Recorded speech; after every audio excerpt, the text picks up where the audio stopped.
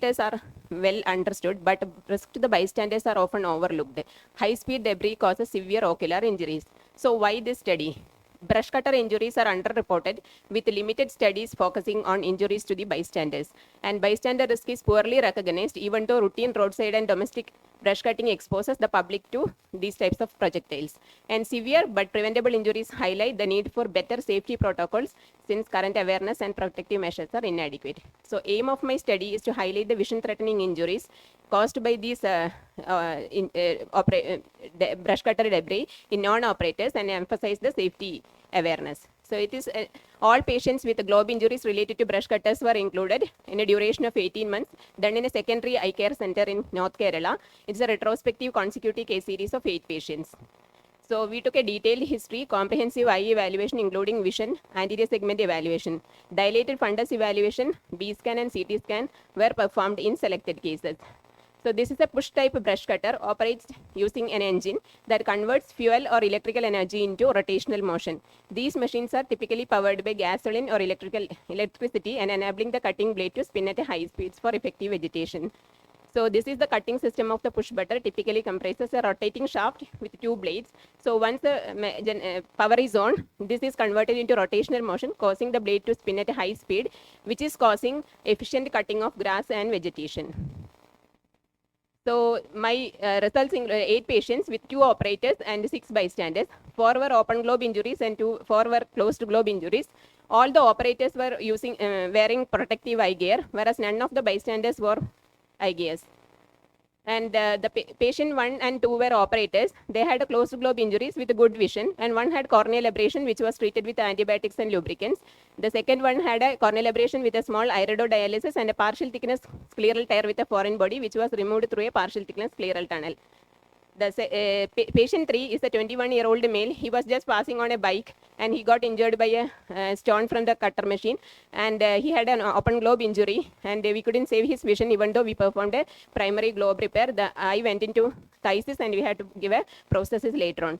Patient 4 was just watching the procedure being done in his home, and he had corneal abrasion, hypema, and angle recession glaucoma later on, and subluxated cataract. He is waiting for cataract surgery and now on anti-glaucoma medications. Patient 5 is a non-operator. He was in the nearby shop. He even didn't know the procedure was being done at a nearby compound, and he had a closed globe injury with a partial thickness tear and a subluxated cataract lens, and he underwent a pars plana vitrectomy and iris clay oil implantation. And patient 6 was a non-operator. He was just passing on a bike, and he also 28-year-old male with a PL negative with a traumatic globe rupture. And patient 7 and 8 were bystanders watching, and they also had a very poor vision with a traumatic globe rupture. So this is one of my patients with intrascleral foreign body. So this was removed through an intrascleral tunnel. And this is the first patient I showed, 21-year-old male with a globe rupture, and he went into phthisis and we had to put a prosthesis.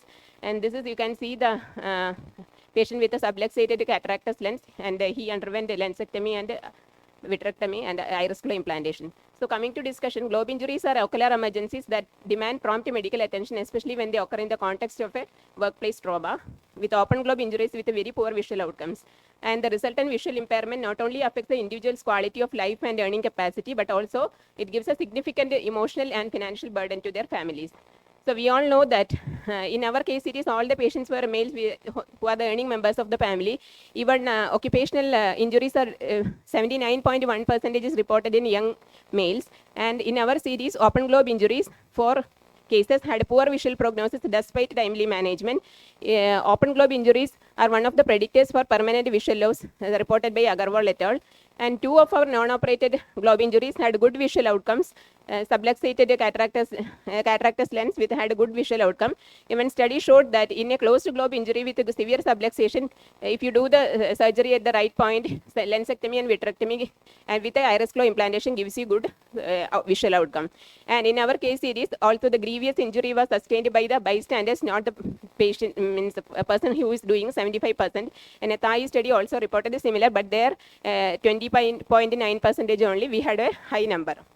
So urgent need for policy level intervention to address the risk of ocular trauma, not only among brush cutter operators, but also among the bystanders who remain inadvertently exposed needed. So preventive strategies could be at the level of the physical level and at the regulatory level. Physical level, mainly engineering controls like a PPE for an operator, debris guards and safety zone.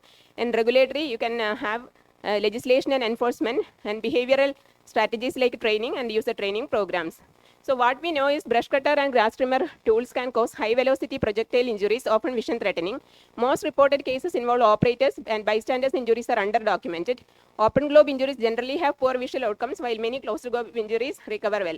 What my study adds is it shows equal or greater risk to bystanders with injuries occurring during routine daily activities, demonstrates serious vision threatening outcome including globe rupture and angle recession glaucoma, highlights an unaddressed safety gap, absence of safety zones, and lack of public awareness near brush cutting activity. And in the future, implement mandatory safety radius and energy controls for brush cutters and strengthen the community awareness so nearby individuals avoid exposure, and larger multi-center studies to better define this bystander risk pattern and preventive strategies would be beneficial.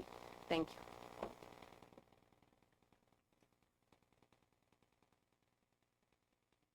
In Remya. And second thing is, definitely this is a retrospective study. So you have only 2 patients and 6 bystanders, right? Yeah.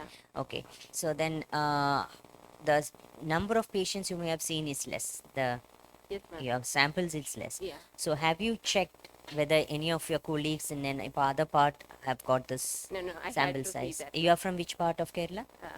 Kannur. Okay, so only in that area is this brush cutter being used, or all over Kerala it's being Actually, used? it's being used everywhere, but we have to see how many are getting these types of injury. I had quite a number of cases in the first 1.5 years, almost 8 numbers. I have to see. So is it that they are using a new modality of because someone standing in the shop who is unaware of it is also getting injured, right? Yeah. So you need to know. You can't ask everyone to wear the That's what a glasses on the safety road radius. also. The safety radius government should implement a policy so that this much amount of radius nobody should be there. So otherwise, it's difficult to wear protective wear. Exactly. Yeah. Wear for all on the road. Yeah. So that is one thing. And second thing is, if you had taken more sample size, it would have been Yeah, beneficial. definitely. With 8 patients, we can't speak to the public, right? Yeah.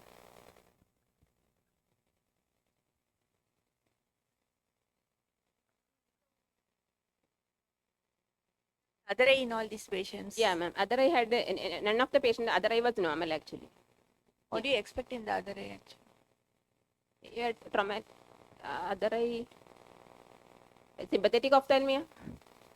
Yeah, I think A because long-term all most follow-up. of Yeah, these, we have looked for it. We used to call the patient every 3 months, but nothing had. Means nobody had sympathetic. and there was no other infection also because it involves vegetable matter as well. You know? Only that intrascleral foreign body, it was not gone inside, so the patient had very good vision even after the removal. So it was just intrascleral, so just scleral tunnel, and we took out the foreign body. Thank you. Thank you.